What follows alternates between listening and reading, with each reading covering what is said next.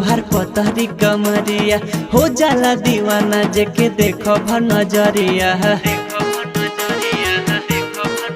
अरे रे 16 के उमर तोहर पतरी कमरिया हो जाला दीवाना जेके देखो नजरिया। लाखों में बाहरो ये गोरिया रूपवा जैसे चांद अखिया में तू लगा के कजरवा ले ले बुका जान पतर को ले ले बुका जान ले ले बुका जान संवर को ले ले बुका जान ले ले बुका जान पतर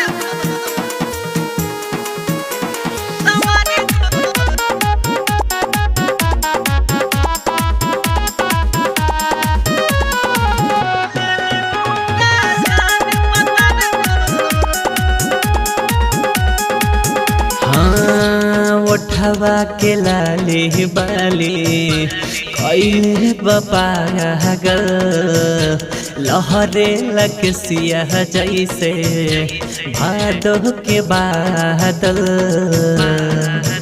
अरे उठवा के लाली बाली कईले बपागल लहरे लकसिया जैसे भादो के बादल। मिश्री बघोरल बोली में तोहरा बा मधुर मुस्कान अखिया में तू लगा के कजरवा ले ले बुका जान पतर को ले ले बुका जान ले ले बुका जान संवर को ले ले बुका जान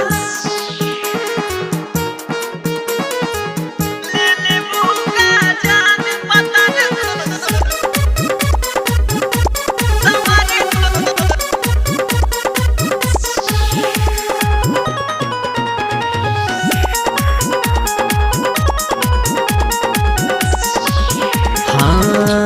ऐसन सुघर तोहार पार जवानी देखी के परवीना लिखे कहानी।